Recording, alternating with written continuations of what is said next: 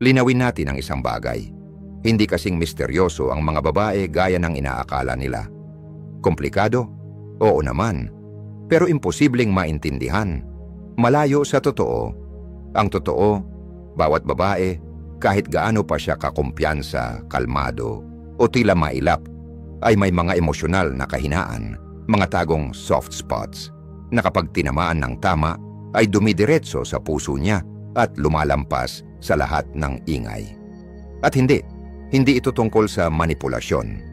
Ito ay tungkol sa kamalayan, isang uri ng stoic awareness. Habang ang ibang lalaki ay napapagod sa kakasubok, maging kaakit-akit o palaging sang-ayon, ikaw ang magiging kalmado, mahinahon, at mapanganib sa tamang paraan. Sa video na ito, tatalakayin natin ang 9 na kahinaan ng babae na dapat malaman ng bawat lalaki, hindi para maglaro, kundi para huwag ng malaro.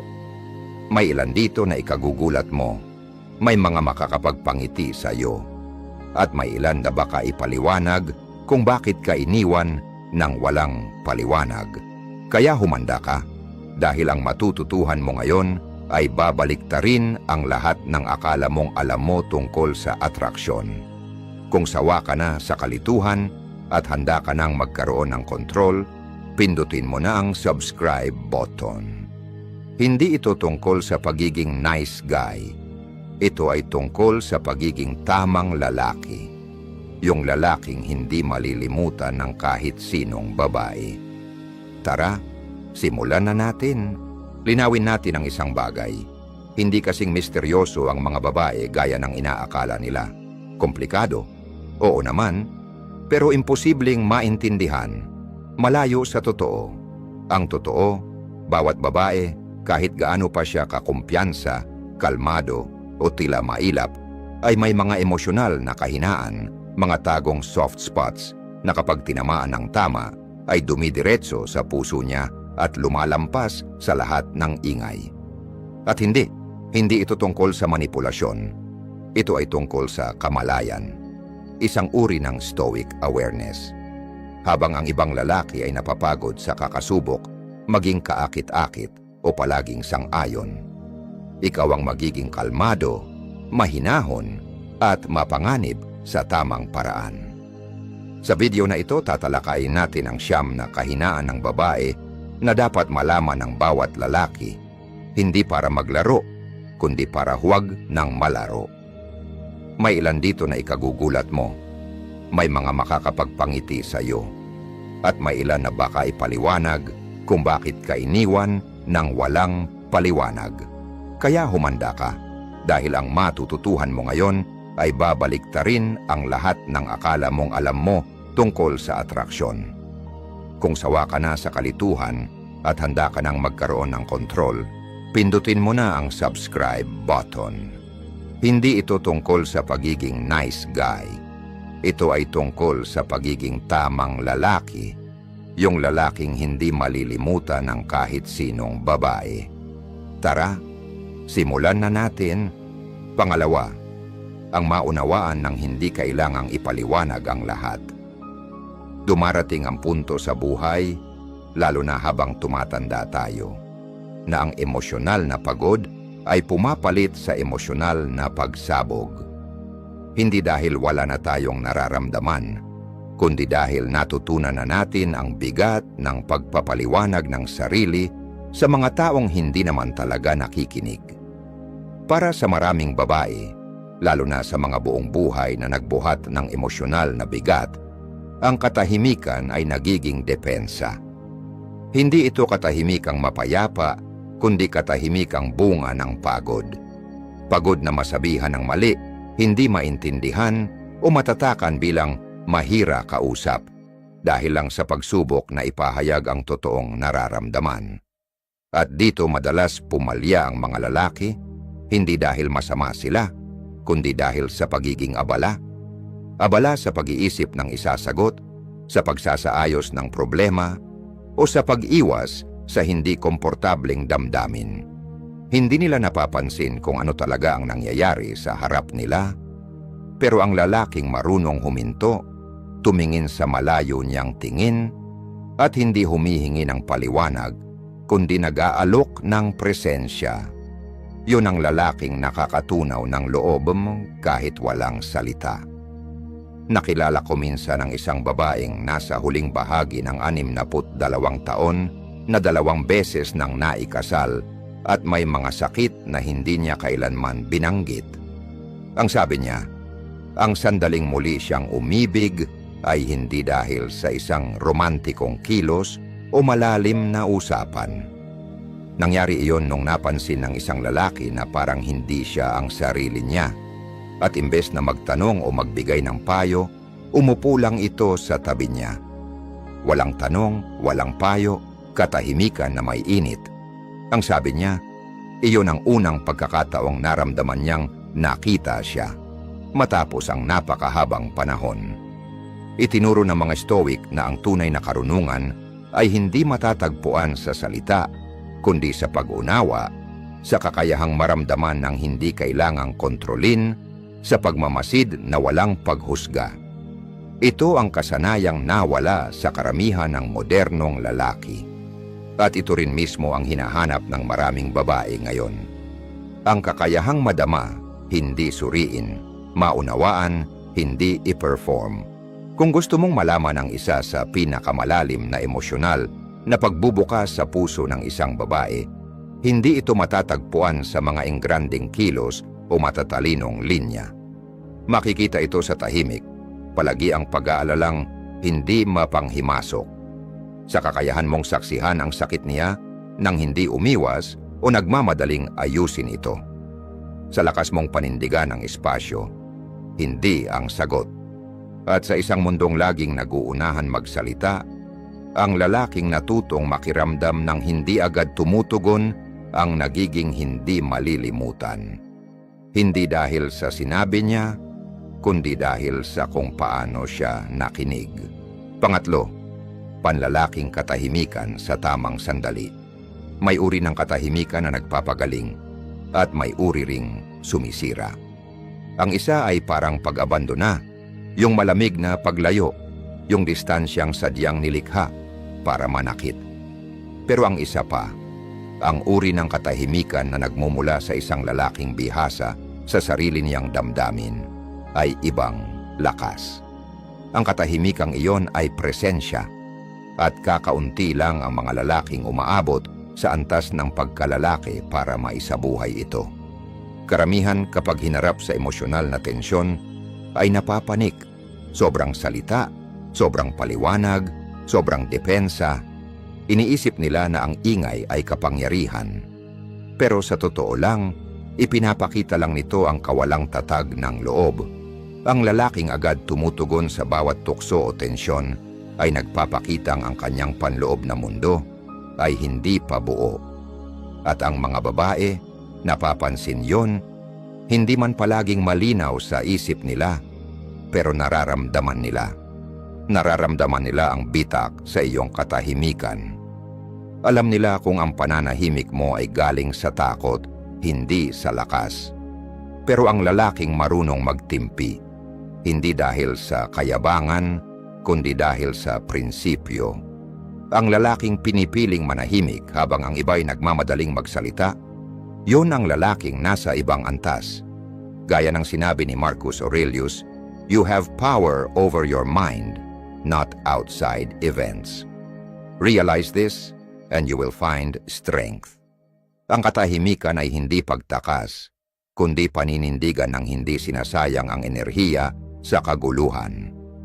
Kapag sinusubok ka ng babae, kapag mataas ang emosyon, kapag ang usapan ay nagiging mapanlinlang, ang pinakamalakas mong sandata ay hindi ang iyong mga salita, kundi ang iyong pagtitimpi. Ang disiplina para huminto, huminga, maramdaman ang bagyo nang hindi ka maging bahagi nito. Sabi ni Seneca, speech may be silver, but silence is gold when it is timely, at napakahalaga nito para sa mga lalaking nais matagumpay na dalhin ang bigat ng emosyon sa isang relasyon. Habang mas madalas kang nagsasalita ng padalos-dalos, mas kumukupas ang bigat ng mga salita mo. Pero kapag ang katahimikan mo ay galing sa lalim ng kamalayan, hindi sa pag-iwas, naguutos ito ng atensyon, naguutos ito ng respeto. Maaring hindi niya ito agad maintindihan, pero mararamdaman niya ito. At sa mundong nilulunod ng ingay, ang presensyang ganito ay nakakaakit. Kaya tigilan mo ang pag-uugnay ng katahimikan sa kahinaan. Ang tunay na pagkalalaki ay hindi natataranta sa tensyon. Ito'y naguugat. Hindi mo kailangang manalo sa bawat argumento. Kailangan mong manalo sa sarili mong kapayapaan. At minsan, nagsisimula ito sa hindi pagsagot. Pangapat, malalim na titig na hindi umiiwas. May kung anong sinauna sa paraan ng isang lalaking tumititig ng direkta. Isang bagay na primal, na hindi nangangailangan ng salita, postura o alindog. Ang malalim at tuloy-tuloy na pagtingin sa mata ay isang sining na halos nakalimutan na. Hindi ito yung magalang na sulyap kapag may kasalubong ka sa grocery. Ang tinutukoy ko ay titig na nananatili, yung hindi agad umiiwas, kahit na karamihan ay hindi kayang tumagal sa ganoong sandali. At yung isang segundong iyon, napakahalaga. Doon naninirahan ang paggalang sa sarili. Doon rin nagtatago ang takot. At sa kasamaang palad, doon madalas naduduwag ang maraming lalaki. Naalala ko ang isang retiradong Navy officer na nakilala ko sa isang gabi ng kwentuhan ng mga veterano sa isang lokal na bulwagan. Nasa late 70s na siya, may tahimik ngunit matalim na presensya, yung hindi humihingi ng atensyon, pero natural na kinikilala. Habang ang mas batang mga lalaki ay abala sa ingay at pilit na tawanan, siya'y nakaupo lang sa katahimikan. Hindi siya suplado, hindi rin siya aloof. Nandoon lang siya, buo ang presensya. Kapag may kumausap sa kanya, hindi siya nagmamadaling sumagot. Tinitingnan lang niya ang kausap, buo, kalmado, matatag. At madalas, ang katahimikang iyon ay mas nakakagulo sa loob ng kausap kaysa kahit anong salita. Yun ang lakas niya, hindi agresibo ang titig niya, tapat. Parang sinasabi, wala na akong kailangang patunayan, mas marami na akong nakita kaysa sa inaakala mo. Itinuro ng pilosopiyang Stoic na ang tunay na lakas ay nagsisimula kapag tumigil na tayong mag-react at nagsimulang magmasid. Karamihan sa mga lalaki ay nawawalan ng kapangyarihan dahil hindi nila kayang manatili sa sarili nilang katawan. Kapag tinitigan sila ng isang babae ng malalim ng totoo, madalas silang umatras sa pag-overthink, kawalan ng tiwala sa sarili, o pilit na pag-feel sa katahimikan. Nagpe-perform sila imbes na maging totoo. Pero nararamdaman ito ng mga babae. Hindi man nila sabihin, nahuhuli nila ito. Ang bahagyang pagkislap ng mata mo, ang paggalaw ng balikat, lahat yan may sinasabi. Kung ikaw ba ay matatag o nagpapanggap lang. Ang totoo, ang malalim na eye contact ay hindi tungkol sa panunukso. Ito ay tungkol sa pagpigil sa sarili at kabuuang kontrol sa loob. Kapag kaya mong tingnan siya sa mata nang hindi kailangan siyang suyuin, nang hindi naghahanap ng kumpirmasyon, hindi ka na basta lalaki sa paligid. Nagiging ikaw ang lalaking hindi niya makakalimutan. Dahil sa panahong puno ng ingay, ang katahimikan mo ang nagsasabing, matatag ako, sapat ako. Hindi ako narito para humabol, narito ako para makasaksi. At ang lalaking kayang tumingin sa mata ng hindi umiwas, hindi dahil gusto niyang mangakit, kundi dahil buo siya, yon ang hindi nalilimutan. Panglima, ang pangangailangan para sa misteryosong lalim. Narito ang isang katotohanang psikolohikal na maaring ikagulat mo. Ipinapakita ng mga pag-aaral na mas naaakit ang mga tao sa mga unti-unting nagpapakilala ng sarili. Hindi sa mapanlinlang na paraan, hindi sa laro ng emosyon, kundi sa pagbibigay ng espasyo sa misteryo na unti-unting lumalalim sa pamamagitan ng pagpipigil at presensya. Sa isang mundong lahat ay oversharing, ang lalaking hindi basta inihahain ang buong pagkatao niya. Sa unang usapan ay nagiging magnetikong presensya. Ngunit madalas, mali ang pagkaintindi ng mga lalaki sa misteryo. Akala nila ito ay pagtakas. Iniisip nilang ang biglaang pagkawala, pagbibigay ng kalahatang sagot, o pagiging emotionally unavailable ay nakakaakit. Pero hindi iyon misteryo, iyan ay kakulangan sa emosyonal na pagkamature na tinatakpan ng pabango. Ang tunay na misteryo, ang lalim ng pagkalalaki, ay nanggagaling sa lalim ng pagkatao. Hindi ito pagtatago sa likod ng maskara. Ito ay pagpirmi sa tahimik na kumpiyansa. Ang lalaking nakatayo sa mga prinsipyo ng Stoicism ay hindi kailangang ipaliwanag ang sarili para maintindihan. Alam niyang ang pinakamahalaga ay hindi ang ingay na ginagawa niya, kundi ang bigat ng presensyang dala niya.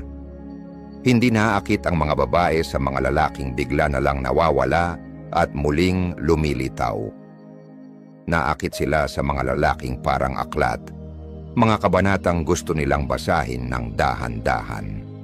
Mga lalaking pili kung magsalita, na nagbubukas ng kahulugan sa takdang oras, na hindi agad inilalatag ang buong sarili sa unang pagkikita.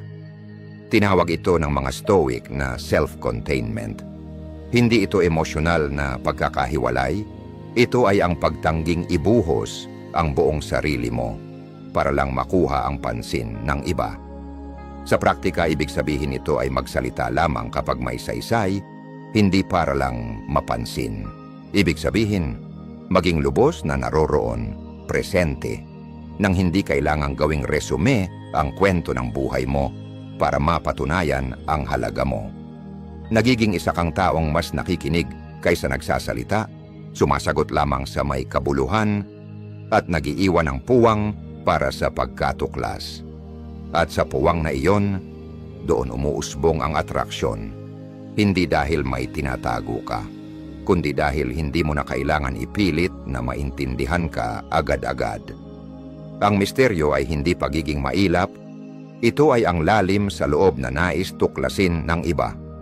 At kapag nabuhay ka ng ganito, hindi para manipulahin, kundi para ingatan ang kaluluwa mo, ang bawat salita mo ay may bigat, ang bawat katahimikan ay may layunin, at ang bawat pakikipag-ugnayan mo ay may naiwanang eko. Kung palagi mong ibinubunyag ang lahat para lang mapansin, o sobra ang pagpapatunay mo na totoo ka, tumigil ka muna. Huminga. Bawiin mo ang katahimikan mo at hayaang ang mga tao ang kumita ng karapatang makilala ka ng mas malalim. I-type mo sa comments ngayon, namumuno ako gamit ang lalim. Dahil mula ngayon, hindi mo kailangang maging misteryoso. Kailangan mo lang maging buo. Bilang 6. Ang kahinaan niya sa lalaking may layunin, hindi lang puro damdamin. Sabi ni Epictetus, huwag mong ipaliwanag ang iyong filosofiya, isabuhay mo ito. Mas tumatagos ang linyang yan habang tumatanda ka, kasi darating ang panahon na lahat ng ingay, ang ambisyon, ang apoy, ang kasabikan, unti-unting nawawala kung hindi ito nakaugat sa mas malalim na bagay. Ayusin na natin ito ng malinaw. Maraming lalaki ang naniniwalang sapat na ang passion. Akala nila basta malakas silang magsalita, malaki ang mga pangarap, at habol ng habol ay kahanga-hanga na sila. Pero ang totoo, ang passion na walang direksyon ay kaguluhan lang. Apoy na walang pugon, tindi na walang patutunguhan. Maaring maakit ang babae sa enerhiya mo saglit, pero yun ang hindi dahilan kung bakit siya nananatili. Ang nagpapalalim sa kanya, ang tunay na kumikilos sa puso niya, ay layunin. Ang passion ay emosyonal na gasolina. Ang layunin ay ang istrukturang bumubuo sa iyo. Ang passion ang nagsisimula sa iyo. Ang layunin ang nagpapatuloy sa iyo kahit bumigay na ang lahat. Karamihan sa lalaki, puro tungkol sa kung ano ang nagpapakilig sa kanila ang usapan. Iilan lang ang araw-araw na lumalakad patungo sa kung ano ang nagpapakatatag sa kanila. Yun ang lalaking naaalala niya. Yun ang lalaking pinagkakatiwalaan niya. Ang lalaking stoic ay hindi nabubuhay sa hype. Hindi niya kailangan ng palakpak o papuri para kumilos at magtrabaho. Gumigising siya na may tanong, hindi tukso. Ano ang kontrolado ko ngayon? Ano ang kaya kong hubugin gamit ang focus, hindi lang puwersa? Yan ang nagtatangi sa kanya sa karamihan. Hindi siya pabigla-bigla, nakalinya siya sa layunin niya. Hindi niya kailangan ng pag-apruba ng babae para lang magpatuloy. Ang gusto ng babae, ang lalaking kikilos pa rin kahit hindi siya pinapanood. Yan ang bumubuo ng tiwala. Yan ang gumagawa sa lalaki bilang isang bagay na hindi matitinag. At heto ang kabalintunaan.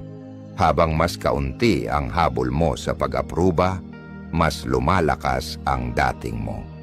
Kasi kapag tumigil ka sa mabilis na pagliyab para sa atensyon at nagsimulang dahan-dahang umapoy sa disiplina, mararamdaman niya yon sa tindig mo, sa katahimikan mo, sa linaw ng isipan mo. Kaya kung nalito ka sa pagitan ng kilos at kabuluhan, kung akala mo ang paghabol sa mga biglaang bugso ng passion ang magpapahanga sa kanya, tama na. Ituon mo ang lakas mo. Tanungin mo ang sarili mo. Ano ang binubuo ko na may kabuluhan kahit sa katahimikan? Yan ang layunin. At yan ang hinahanap niya kahit hindi niya ito masabi sa salita. I-type mo sa ibaba. Gumagalaw ako na may layunin at damdamin mo ito. Kasi hindi mo kailangang ibenta kung sino ka kung isinasa buhay mo na ito.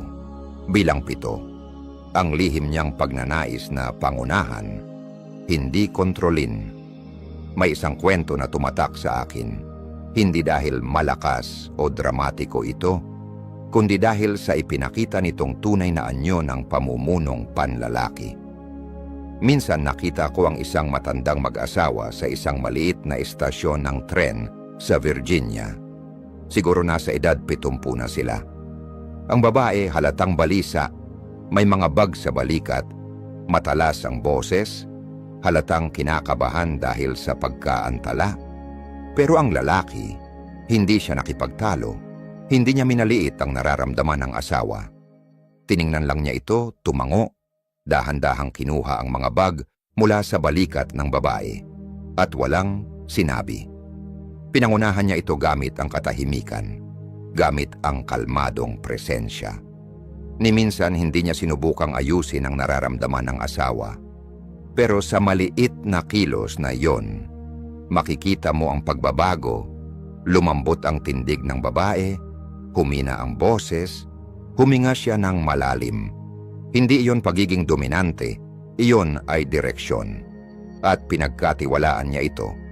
Ang sandaling iyon ang sumalo sa di naiintindihan ng karamihan sa kalalakihan. Ang tunay na pamumuno ay hindi ang pagsigaw ng utos o ang pakikipagtalo sa damdamin. Ito ay ang paglikha ng espasyong ligtas, kung saan ang babae ay pwedeng huminto sa pagpe-perform, sa pagiging laging tagapanguna. At sa panahon ngayon, kung saan maraming babae ang ilang dekadang silang umaako sa lahat, ang ganitong uri ng pamumuno ay hindi lang pambihira, ito'y sagrado. Kaya kapag sinasabi kong ang mga babae ay may pagnanais na pangunahan, hindi ko tinutukoy ang kontrol. Ang tinutukoy ko ay kalinawan, ang presensya, ang lalaking hindi sumusuko kapag nagkakagulo na ang paligid. Ang lalaking hindi kailangang manalo sa argumento, hindi naghahanap ng aliw para tumakas. Siya ang nagpapanatili ng katatagan sa paligid. Namumuno siya sa pamamagitan ng katahimikan. At sa paggawa niya nito, nagiging hindi siya malilimutan. Kung tumimo sa iyo ito, i-type mo sa ibaba. Namumuno ako sa pamamagitan ng kalma. Hindi dahil kailangan mo itong sabihin, kundi dahil panahon na para isabuhay ito. Manatili ka lang. Ang susunod ay isang puwersang mas tahimik pa sa pamumuno at mas makapangyarihan. Bilang 8, ang kahinaan niya sa mga salitang lumilikha ng bagong mundo. Heto ang isang katotohanang maaaring ikagulat mo. Ayon sa mga pag-aaral sa cognitive neuroscience, mas matagal tandaan ng mga babae ang mga salitang may emosyonal na bigat kumpara sa mga neutral na mensahe. Hindi lang sa alaala, kundi sa mismong emosyonal na tugon. Hindi ito tungkol sa manipulasyon. Ito ay tungkol sa pagkakaugnay. At kapag naunawaan mo kung gaano kalalim ang koneksyong iyon, magsisimula kang mapagtanto ang isang bagay na karaniwang hindi napapansin ng maraming lalaki. Mas mahalaga ang mga salita mo kaysa sa inaakala mo. Linawin natin agad, hindi ito tungkol sa pagbibigkas ng matatalinghagang linya o pagpapanggap na makata. Madaling mabawasan ng bisa ang ganyang palabas. Ang tunay na lakas sa komunikasyon ay nanggagaling sa presensya. Kapag ikaw ay lubos na nasa kasalukuyan, nakatimo sa sarili, at ang mga sinasabi mo ay hindi mula sa hangaring magpasikat, kundi mula sa malinaw na intensyon, may nagbabago. Hindi tumutugon ang babae sa perpeksyon. Tumutugon siya sa wika na may lalim. Ang isang pangungusap na binigkas ng may katahimikan, layunin, at emosyonal na pag-unawa ay mas kayang tumagos sa kanyang mga pader kaysa sa sandaang magarbong papuri. Itinuturo ng Stoicism ang ganitong uri ng panloob na kalinawan. Ang lalaking Stoic ay hindi nagsasalita para marinig, nagsasalita siya dahil nakaayon siya sa sarili. Sabi ni Marcus Aurelius, ang kaluluwa ay nababahiran ng kulay ng mga iniisip nito. Palawakin mo ang katotohanang iyan. Ang isip ng babae ay nababahiran ng kulay ng iyong mga salita.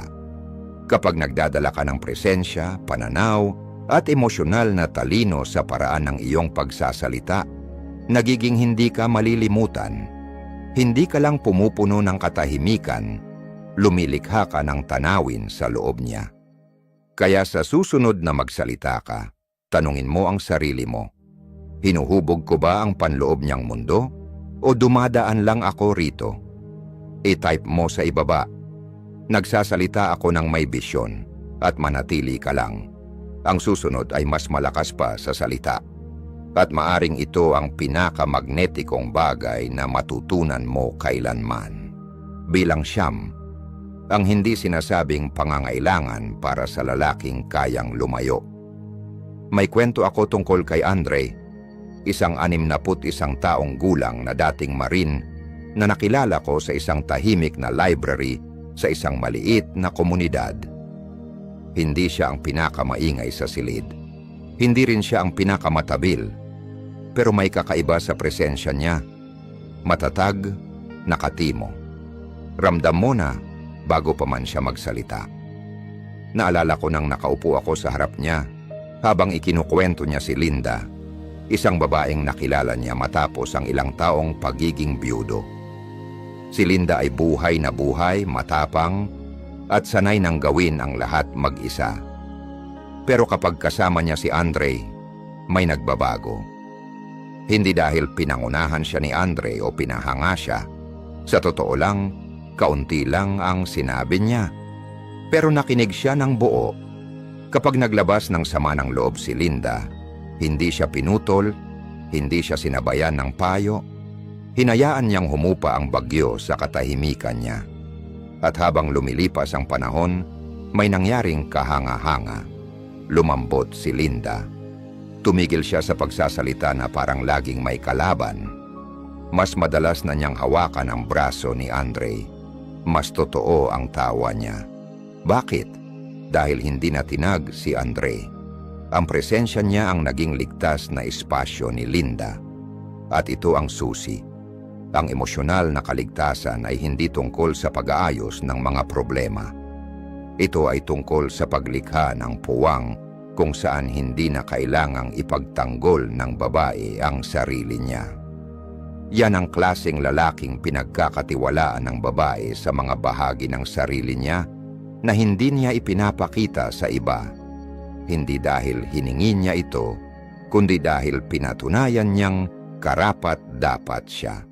Sa katahimikan, sa presensya, sa panloob na kontrol, yung klaseng kontrol na hindi nagpapanik sa drama, hindi sumusuko sa pressure, hindi nakikipagtagisan sa bagyo.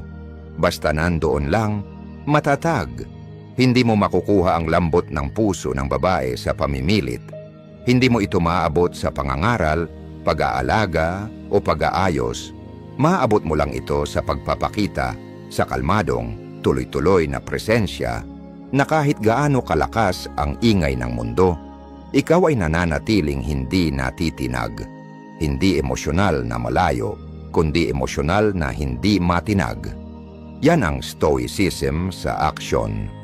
Sabi ni Marcus Aurelius, huwag mo nang aksayahin ang oras sa pakikipagtalo kung ano ang dapat na maging mabuting lalaki. Maging isa ka.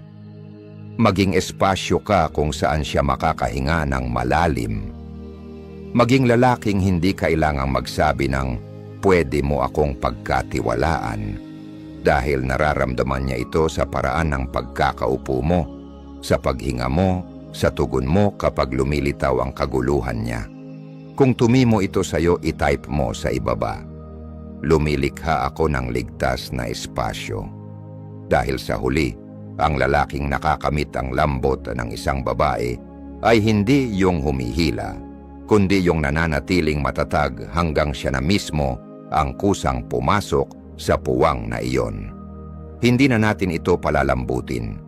Kung umabot ka na sa puntong ito, tapos ka na sa pagiging maliit, hindi mo na hinahabol ang pag-apruba niya, namumuno ka na sa presensya, hindi sa ingay. Ang nakita natin ay hindi lang ang mga pattern niya, kundi ang kapangyarihan mong unti-unting nawawala sa pagiging people pleaser. Tama na, balikan mo ulit ito. Hayaan mong tumama kung saan masakit. At mula roon, kumilos ka na gaya ng isang lalaking hindi natinag. Kung parang salamin ang naramdaman mo rito, magaling. Doon nagsisimula ang pag-unlad. Mag-subscribe kung tapos ka na sa pagiging malilimutan.